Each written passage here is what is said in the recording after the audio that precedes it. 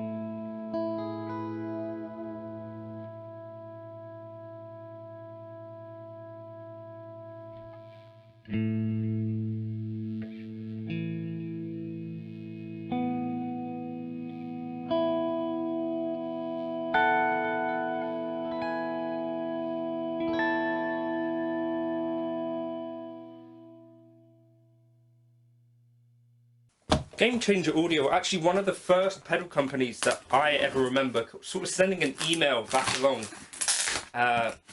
doing one of the things that you do when you're still young, and asking if I could get a discount on a pedal. So when they sent me an email asking would I like to check out any of their pedals and do some demos for them, I said yes, of course. So this is the first pedal that I bought from them, which is the Plus. They've sent this out and asked me to do a demo of it, which is a sponsored video for that reason. But this is the pedal that I think is most unique in their bunch of pedals that they make. So this is the Game Changer Plus, which you may or may not have seen before. I think it's a great design, somewhat similar to the Electro Harmonix Freeze, similar sort of concept, but an incredible thing for practice. And this, based on like a sustain pedal, that is literally kind of what you could think of this as. As a pianist myself, I grew up playing piano. This kind of looks familiar, and it's a really handy tool, not just for practice, but also for performance. Players like Gilad Hexelman, he has used a Freeze on his board. I think he may still have one on there.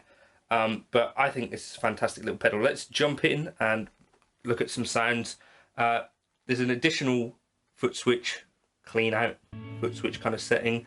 Got an in and an out, and then helpfully it's kind of got on the side of the pedal all of the instructions you'd need and a couple of different settings, as well as a send and return, pretty fully featured. So let's really just get into what this thing can do. So at its core here, I play a G chord, and it sustains it. Okay, so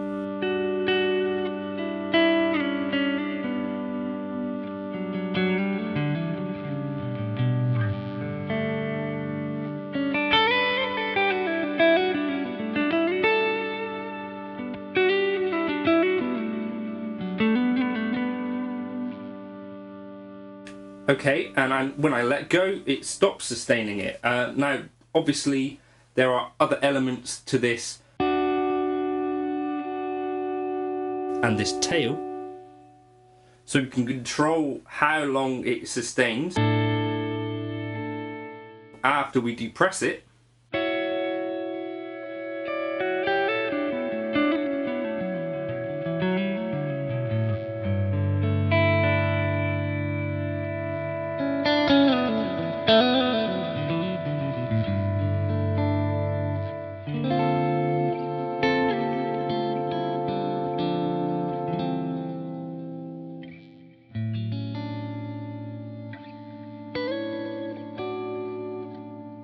So for me, that's around about the settings that I would use it. Blend obviously is going to affect how loud the thing actually is. And depending on what you're doing, you probably want to keep that blend slightly lower than halfway, I'd suggest.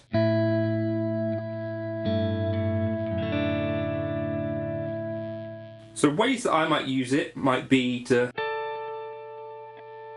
have like a high thing up there.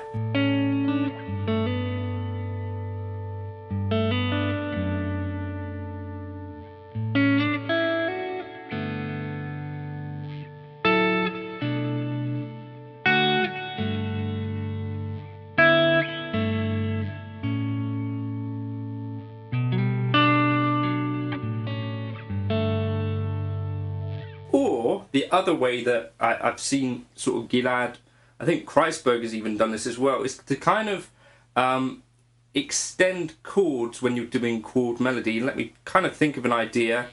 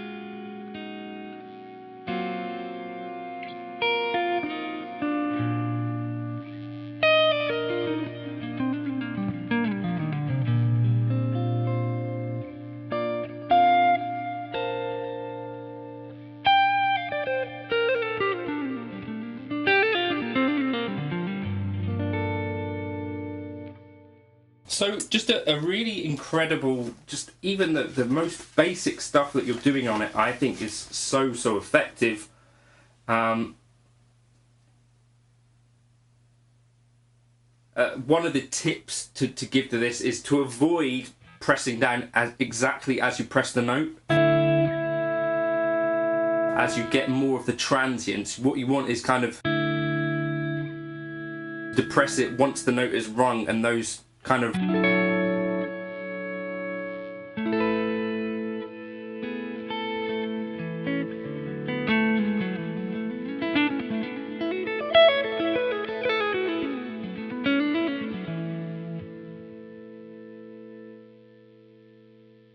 the other cool thing about it, you might be able to hear there,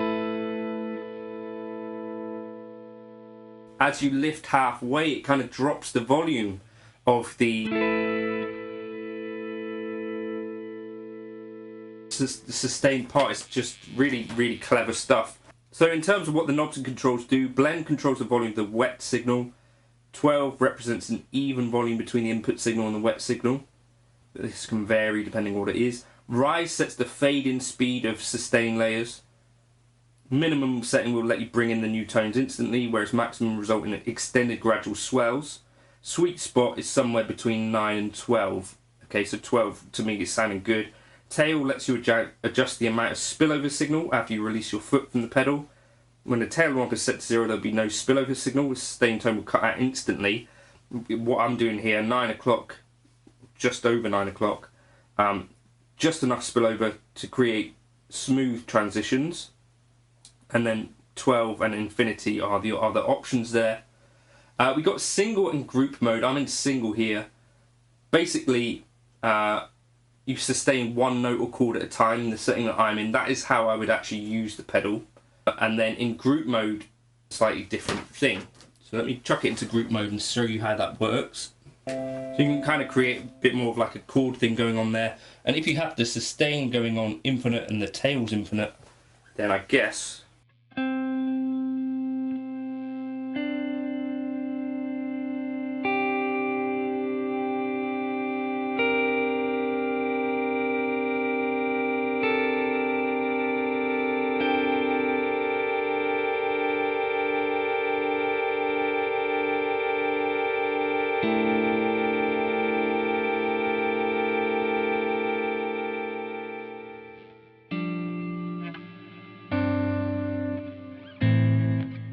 yeah, some loads of different little bits and pieces that you could do with that depending on how you're feeling. So sustain, in single mode, the sustain knob allows you to control the behaviour of the hold function when the foot pedal is pressed down. When set to minimum, it will emulate the natural decaying properties of a ringing string, gradual reduction of higher frequencies. In our experience, this is incredibly useful when playing jazz, blues and classical music. Whereas when set to infinite, the sustain knob will keep the sustain note chord completely static for as long as the foot pedal is pressed down without applying any frequency filters. In group mode, the sustain allows you to reduce the number of layers allowed simultaneously. You can choose from 1 to 5 layers. So let's just try that now. I'll go back to group mode, and sustain is now set to 5 layers effectively, right? So let's just see.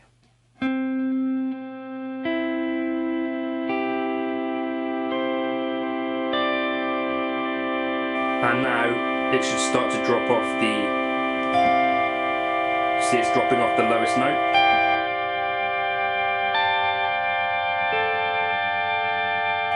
So that's essentially what sustain does there. So that's a really cool little feature as well.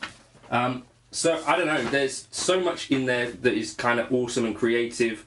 The second output, labeled clean out, sends out the unaffected dry signal from your instrument at all times if you wanted that. And it also doubles up as an input for the wet only foot switch.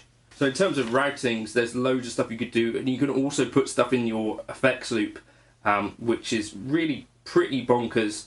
There's a lot of stuff that they've really packed into this pedal, but for me, just even the super basic functionality of the thing, I find super inspiring. It's the thing that I created some HX Stomp presets based on my experience with my practice.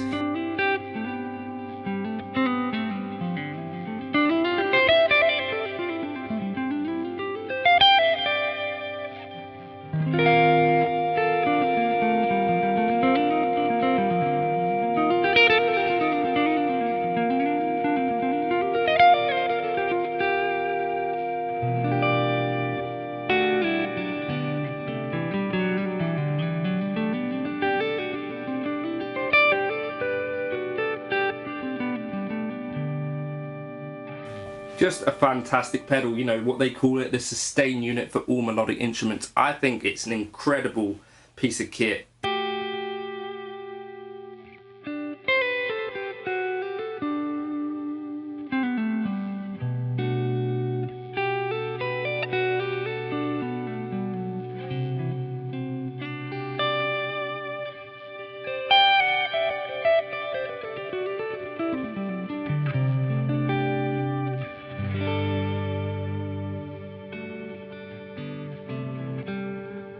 And remember, kind of like you would on a piano, press it after you finish playing the notes.